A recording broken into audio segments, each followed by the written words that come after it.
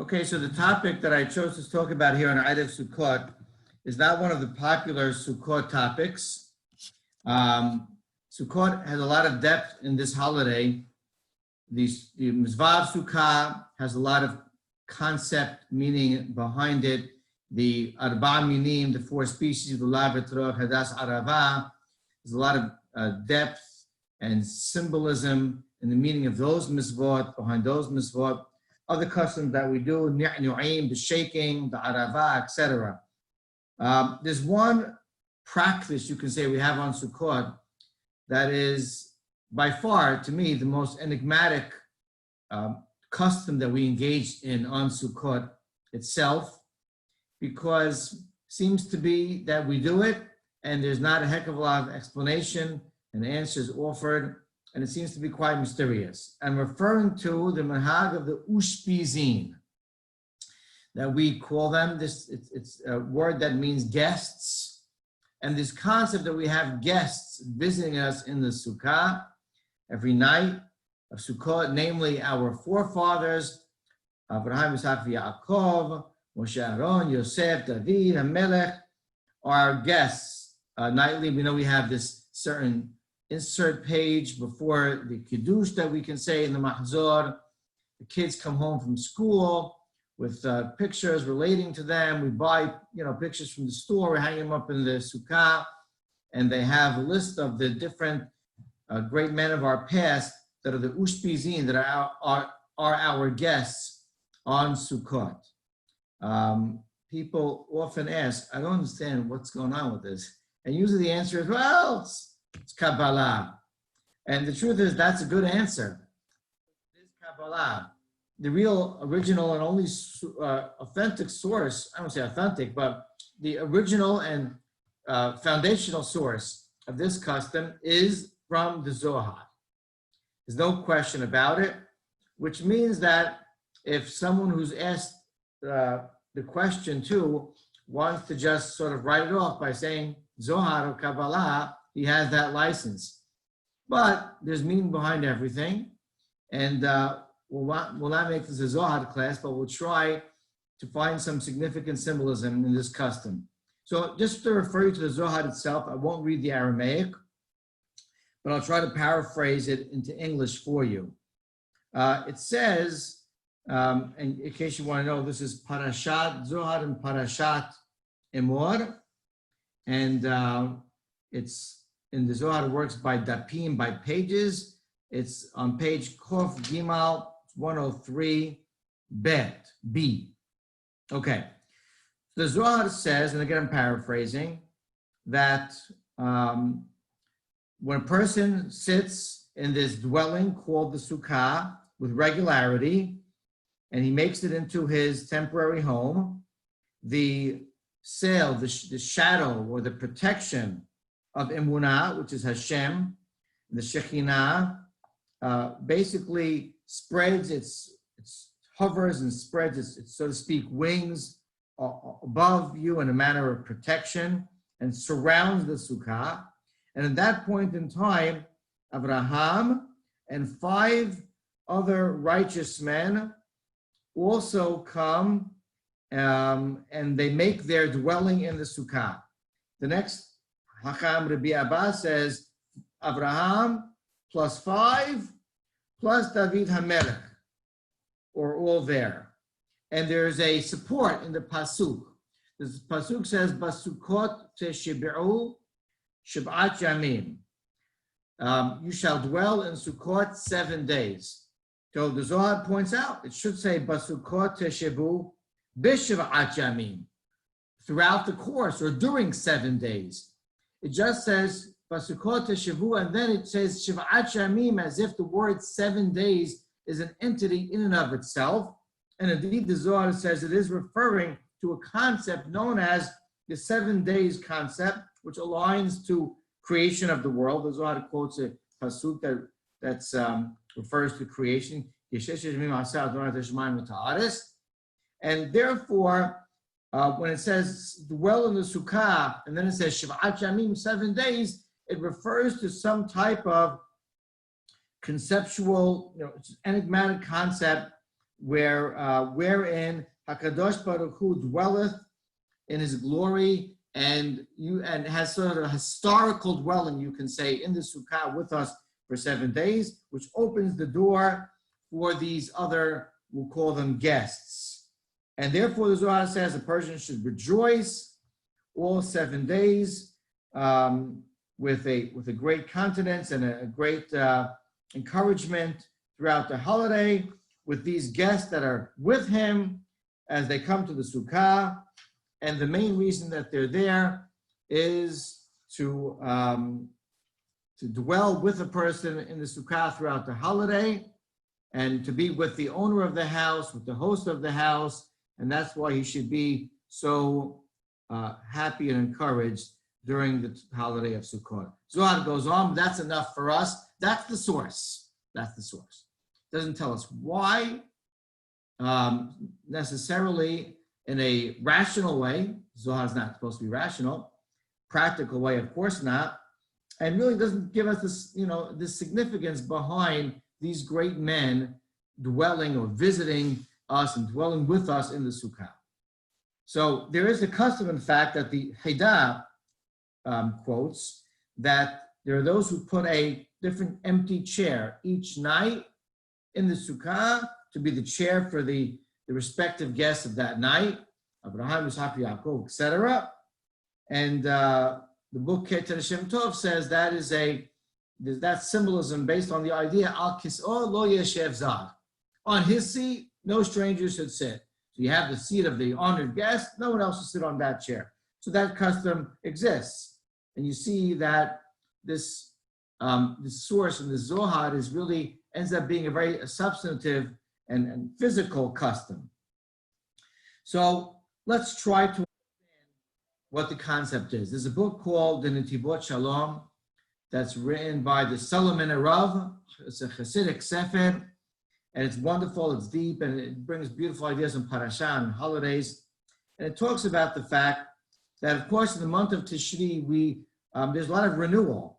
It's a timeless month. It's a renewal of creation. There's a renewal of God's covenant with Am Yisrael. And there's this general renewal of a Jew and his soul, etc. And so, therefore, there's another type of renewal. And that is that each one of these great men, the forefathers, brought to the world, introduced to the world another trait, another manner or mode of behavior. They modeled for us another characteristic. And so that idea is also renewed, so to speak, in the month of Tishri and on the holiday of Sukkot. That is why each one of these guests are given a nickname, if you paid attention to it, in the Mahzor as we read. It's based on the Zohar, of course. For example, Abraham is Rehimah, is the one who loves, Ishaq Akedah, Yaakov Shirema, Moshe Ra'ayan Mehemna, Aaron Kahana, Yosef Sadiqa, David Malka Meshicha, Yosef Sadiqaya. So each given a nickname, and the nickname is based on a trait which they mastered and modeled for the future generations of Judaism. That trait, so to speak, the spirit of that character and that manner of carrying oneself is also sort of being renewed and being reinvigorated on the holiday of Sukkot. So the way that we can analyze this per guest, so to speak, is to take their nickname and to see in Torah and Tanakh how the Sukkah relates to them. And I'll intro it by saying that there are three terminologies of dwelling places that are found in Torah. One is actually the word Sukkah, seldomly used. One is the word Ohel, say tent, very commonly used. And another is the word Bayit, house, sometimes used. And you can see with all these 7 great men, one of those 3 terms is used in reference to their lives and highlight their special characteristic. For instance, Abraham Avinu, it's called Rahimah, the one who loves. You know, that number of times it speaks about the tent of Abraham, tent of Abraham, right? Vayet Sham Aholo.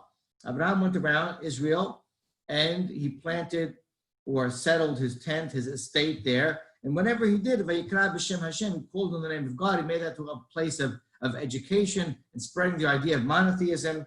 And you see, so based on the Ohel, Abraham disseminated the idea of love for God. Abraham Rehimah. Also, of course, he sat Petah HaOhel Kechom Hayom, the beginning of Parashat Vayera. He was waiting for guests because he loved people. So Abraham, the one who loves, is used the Ohel, that type of dwelling, as an activator for his love both to God and to people. And you see the nickname of Abraham, the context of the guest of the Sukkah, shines forth in relationship to a place of dwelling, namely by Abraham and Ohel. Ishaq Akedah, simply that means the trait of sacrificing. You see, Ishaq did very similar activities, engaged in similar activities as Abraham's father. Also says by him that Vayeta Holo. Also says by him, by the way, he brought Rivka into the tent. This idea of family structure that Ishaq established in his tent. And he did it a lot be'akedah, or with sacrifice. And that is, you see, his struggle with world leaders didn't go smoothly for him as it did with Abraham Avinu. Yet he had to sacrifice to carry out the similar activities to his father. Jump for a second to Moshe. Ra'aya Mehemna is the faithful shepherd, so to speak. He guarded the nation. You see that there's two contexts regarding dwellings that Moshe is mentioned with. First of all, Hashem says, "Bechol beti ne'emanhu," in all my house, he is the most loyal in terms of prophecy. But where do you receive his prophecy? From Ohel Moed, which is a synonym for the Mishkan. And that's where he is the loyal prophet that communicates to Ohel Moed. Also, it says, Yehoshua ben Loya mish mitoch ha'ohel. Yehoshua never left the tent. That's the tent of education. So he both transmitted Torah from Shamayim, from Hashem to the people, and he also educated the people in the context of an ohel, of a place of dwelling, and that's where his trait as a Ra'ayam Mehemna, as a faithful shepherd, both of God and prophecy and of the people as an educator, played out. And this goes through with all of the different nicknames. Aaron is Kahana. He was the leader, spiritual leader that was the master of avodah, of service of God. And we know that that occurred in Ohel Moed. We also know that he was the master of peace as the Kohen leader. And we always relate Shalom, Sukkot Shalom, to Sukkah, the actual word Sukkah, type of dwelling. Very appropriate for Aharon.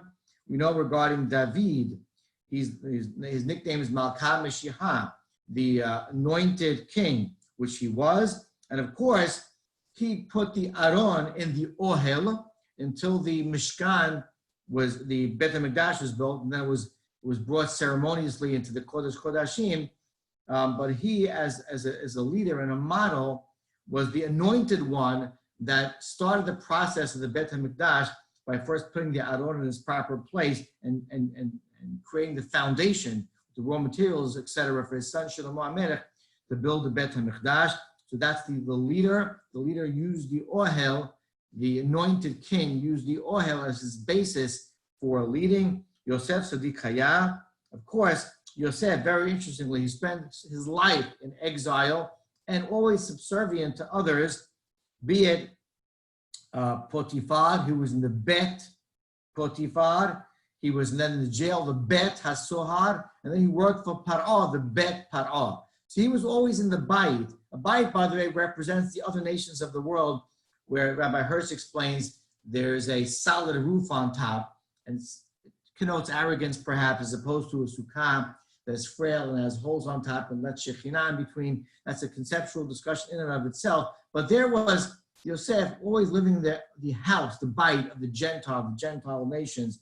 But there he remained Sadiqaya, Sadiq, righteous, and never was drawn into the tendencies of the outer world. I said Yaakov for the end. Yaakov is called Shelema, the complete one, because he's the one that produced the tribes of Israel. He's the only one of these that really speaks of directly Sukkah. It says when he entered Eretz Yisrael, he entered Shechem.